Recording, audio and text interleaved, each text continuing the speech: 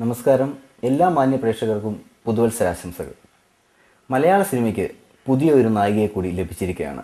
Kanyakumari express എന്ന സിനിമയിലൂടെ ഗൗരി നന്ദയാണ് ഈ പുതുവത്സര ദിനത്തിൽ നമ്മളുടെ കൂടെ ഉള്ളത്.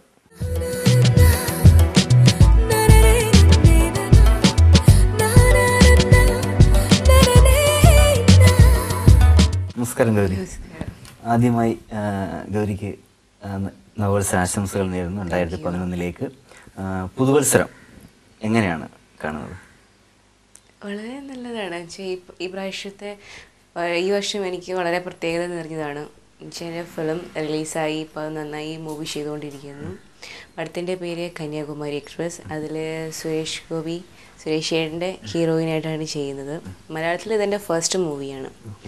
ഇതിൻ്റെ director TS Suresh Babu sir, അതുപോലെ തന്നെ producer pyramid Natarajan, writer Denis Joseph, അങ്ങനെ വലിയൊരു ടീം. ക്യാമറമാൻ UK സെന്തിൽകുമാർ എന്ന് പറഞ്ഞിട്ട് തമിഴിൽ കുറേ ഫിലിം ചെയ്യുന്ന ആളാണ്. പിന്നെ ഇതിൽ അഭിനയിക്കുന്ന ആർട്ടിസ്റ്റ് എന്ന് വെച്ചാൽ വളരെ സീനിയർ ആയിട്ടുള്ള ആർട്ടിസ്റ്റാണ്. കഴിഞ്ഞ ന്യൂ ഇയറിന് ചിന്തിച്ചിരുന്നോ ഈ ന്യൂ ഇയർ ഇങ്ങനെ ഒരു താര പരിവേഷമുള്ള ന്യൂ ഇയർ ആയിരുന്നു ചിന്തിച്ചിട്ടുണ്ടോ? ഇല്ല, അങ്ങനെ ഉണ്ടായിരുന്നില്ല. ഇങ്ങനെയുള്ള ഫിലിം നേരത്തെ ഇഷ്ടമായിരുന്നു? ഫിലിം ഇഷ്ടമായിരുന്നു, പക്ഷേ ഈ വർഷം തന്നെ ഇത്രയും നല്ലൊരു ഫിലിം ചെയ്യാൻ പറ്റുമെന്ന് പ്രതീക്ഷിച്ചിരുന്നില്ല. എങ്ങനെയായിരുന്നു കന്യാകുമാരി എക്സ്പ്രസിലേക്ക് എത്തിപ്പെട്ടത്? എൻ്റെ കസിൻ വഴിയാണ് ഇതിൻ്റെ പ്രൊഡ്യൂസർ പിരമിഡ് നടരാജൻ സാറിനെ കാണുന്നതും, സാറും വഴിയാണ് ഇതിൻ്റെ ഡയറക്ടറെ അങ്ങനെയാണ് എനിക്ക് ഈ ഫിലിമിലേക്കുള്ള എൻ്റെ എൻട്രി. വളരെ യാദൃശികമായിട്ട് സംഭവിച്ചാണോ അതോ വളരെ കാലം വർക്കൗട്ട്? ഇല്ല, എനിക്ക് ആഗ്രഹമുണ്ടായിരുന്നു. പക്ഷേ അത് ഫസ്റ്റ് ഒരു എൻട്രി എന്ന് വെച്ച് കഴിഞ്ഞാൽ കുറച്ചൊരു നല്ല ഫിലിം ആയിരിക്കണം, നല്ലൊരു ടീമിൻ്റെ കൂടെ വർക്ക് ചെയ്യണം എന്നുണ്ടായിരുന്നു. അതും ഫിലിമിൽ ഹീറോയിൻ ആണെങ്കിൽ കൂടി അതൊരു നല്ല ക്യാരക്ടർ ആയിരിക്കണം താല്പര്യം ഉണ്ടായിരുന്നു. പക്ഷേ അതിപ്പോൾ എല്ലാം കൂടി ഒത്തു വന്നപ്പോൾ ഞാൻ ഈ ഫിലിം ചെയ്തു. എങ്ങനെയായിരുന്നു കുട്ടിക്കാലത്ത്? സിനിമ ഒത്തിരി ഇഷ്ടമായിരുന്നു പറഞ്ഞു. സിനിമ ഇഷ്ടം. നമ്മൾ വെള്ളത്തിലയിൽ കണ്ട സുരേഷ് ഏട്ടൻ്റെ കൂടെ ഒരു റോള് ചെയ്യുക, അതും നായക പ്രാധാന്യമുള്ള റോളുകൾ ചെയ്യുക, എങ്ങനെയായിരുന്നു? അത് എത്രമാത്രം ഉൾക്കൊണ്ടായിരുന്നു യാഥാർത്ഥ്യമായിട്ട്? സുരേഷ് ഏട്ടനെ വെച്ചാൽ സ്ക്രീനിലൊക്കെ ഒരുപാട് ഫിലിം കാണുമ്പോൾ പെട്ടെന്ന് വിചാരിച്ചു ആൾ ഭയങ്കര സീരിയസ് ആയിരിക്കും. പക്ഷെ അങ്ങനെയൊന്നും ആയിരുന്നില്ല. സുരേഷ് ഏട്ടൻ എന്ന് വെച്ചാൽ വളരെ ഫ്രണ്ട്ലി ആയിട്ടാണ്.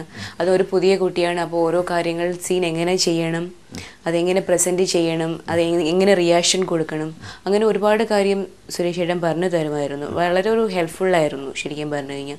പിന്നെ സുരേഷ് ഏട്ടൻ മാത്രമല്ല, അതിൻ്റെ ഓൾ ക്രൂ എല്ലാവരും വളരെ സപ്പോർട്ടായിരുന്നു. ഒരു പുതിയ കുട്ടിയാണെങ്കിലും ടെൻഷൻ വന്നില്ല സത്യം പറഞ്ഞു കഴിഞ്ഞാൽ. അപ്പോൾ എല്ലാവരും നല്ല ഫ്രണ്ട്ലി ആയിട്ട് എനിക്കും കുറച്ച് സെറ്റർ ഫ്രീ ആയി. പിന്നെ ആ ക്യാരക്ടർ, അതുകൊണ്ടാണ് ആ ക്യാരക്ടർ അത്രത്തോളം നന്നായി ചെയ്യാൻ പറ്റിയത്. വളരെ ഇമ്പോർട്ടൻ്റ് ആയിട്ടുള്ള ഒരു ക്യാരക്ടറാണ് എൻ്റെ ഈ ഫിലിമിൽ. ഹീറോയിൻ ആണെങ്കിലും ഒരുപാട് പെർഫോം ചെയ്യാനുണ്ട്. ഒരു പുതിയ കുട്ടിക്കെന്ന് വെച്ച് കഴിഞ്ഞാൽ അതൊക്കെ ഒരു വളരെ ഒരു ലക്കാണ്. ഫുള്ളി സാറ്റിസ്ഫൈഡ് ആണ് ആദ്യം കിട്ടിയ റോള് തന്നെ തകർത്ത് അഭിനയിക്കാൻ സാധിച്ചു എന്നാണ്? എനിക്ക് നല്ല തൃപ്തിയാണ്. എന്ന് വെച്ചാൽ ആർക്കും അങ്ങനെ പെട്ടെന്ന് ഇത്രയും നല്ലൊരു ക്യാരക്ടർ കിട്ടി, ഹീറോയിൻ ആണെങ്കിൽ കൂടി കിട്ടണം എന്നില്ല. പക്ഷെ അത് എനിക്ക് വളരെ സന്തോഷമുണ്ട്. വെച്ചാൽ അത്രയും നല്ലൊരു ക്യാരക്ടർ ചെയ്യാൻ പറ്റിയത്. ഏതായിരുന്നു കന്യാകുമാരി എക്സ്പ്രസിലെ ഫസ്റ്റ് ഷോട്ട്? ഫസ്റ്റ് ഷോട്ട് അത് എൻ്റെ February 14th ആയിരുന്നു ഫസ്റ്റ് ഷോട്ട് എടുക്കുന്നത്, വാലന്റൈൻസ് ഡേ. അത് എന്നും ഓർത്തിരിക്കും. പക്ഷെ അന്ന് ചെയ്ത സീൻ ഭയങ്കര ഇമോഷണൽ ആയിട്ടുള്ളൊരു സീനായിരുന്നു. ഞാനും എൻ്റെ അച്ഛനായിട്ട് അഭിനയിക്കുന്ന ദിനേശ് പണിക്കരാണ്. അപ്പം അച്ഛനായിട്ടുള്ളൊരു സീന്, വളരെ സെൻറ്റി ആയിട്ടുള്ളൊരു സീനായിരുന്നു ഫസ്റ്റ് ഡേ. ടെൻഷൻ കുറച്ചുണ്ടായിരുന്നു, പക്ഷെ അത് ചെയ്തു വന്നപ്പോൾ കുഴപ്പമില്ലാണ്ടായി. അഭിനയിച്ചതിന് ശേഷം സിനിമ തിയേറ്ററിൽ പോയി കണ്ടപ്പോൾ എന്താ തോന്നിയത്?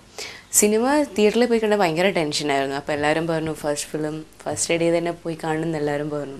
പക്ഷെ എനിക്കെന്ത് ഭയങ്കര ഒരു പോയിരുന്നു. എല്ലാവരും ഫാമിലി ആയിട്ടാണ് പോയിരുന്നത്.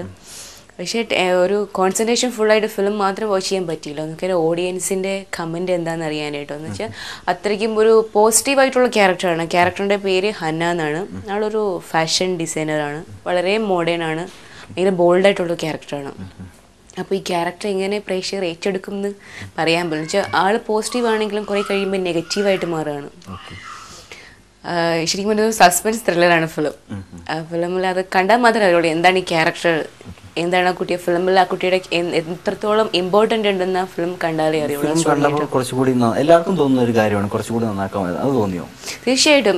ഞാൻ സീനിങ്ങനെ ഫിലിം മൊത്തത്തിൽ എനിക്ക് കാണാൻ പറ്റിയില്ല. പക്ഷെ എന്നാലും എനിക്ക് കണ്ടപ്പോഴും ചില സീന് കാണുമ്പോൾ തോന്നും അന്ന് ചെയ്തതിലും കൂടുതലായിട്ട് കുറച്ചും കൂടെ നന്നായിട്ട് പെർഫോം ചെയ്യായിരുന്നു എന്ന് ഫിലിം തിയേറ്ററിൽ കണ്ടപ്പോൾ എനിക്ക് തോന്നി കുറച്ചും കൂടെ ബെറ്റർ ആക്കാമായിരുന്നു. നായികമാർ ഒത്തിരി മലയാളത്തിൽ കടന്നു വരുന്നുണ്ട്.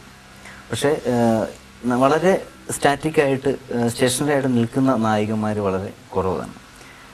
അപ്പോൾ എന്താണ് ഗൗരിയുടെ ശുഭാപ്തി വിശ്വാസം ഈ ഫീൽഡിൽ തന്നെ പ്രൊഫഷനാക്കി എടുത്ത് മുന്നോട്ട് പോകാനോ? തീർച്ചയായിട്ടും എനിക്ക് ഫീൽഡിൽ തന്നെ നിൽക്കണം എന്നാണ്. നല്ല നല്ല ഫിലിംസ് ചെയ്തിട്ട് ഇതേപോലെ നല്ല നല്ല ക്യാരക്ടർ ചെയ്തിട്ട് എൻ്റെ ഒരു വലിയൊരു ആഗ്രഹമാണ്. ഇപ്പോൾ തന്നെ ഒരുപാട് സീനിയർ ആയിട്ടുള്ള ആർട്ടിസ്റ്റിനൊക്കെ അറിയപ്പെടുന്ന പോലെ ഈ പറഞ്ഞ ഗൗരി നന്ദ എന്ന് പറയുമ്പോഴും പിന്നീടും നല്ല ക്യാരക്ടർ കൂടി ആൾക്കാരുടെ മനസ്സിൽ നിൽക്കണം.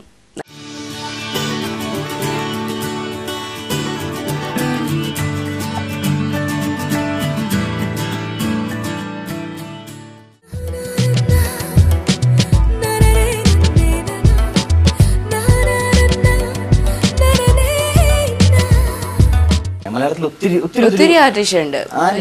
ഗൗരി നന്ദ ഒരു റോൾ മോഡലായിട്ട് കാണുന്നത്?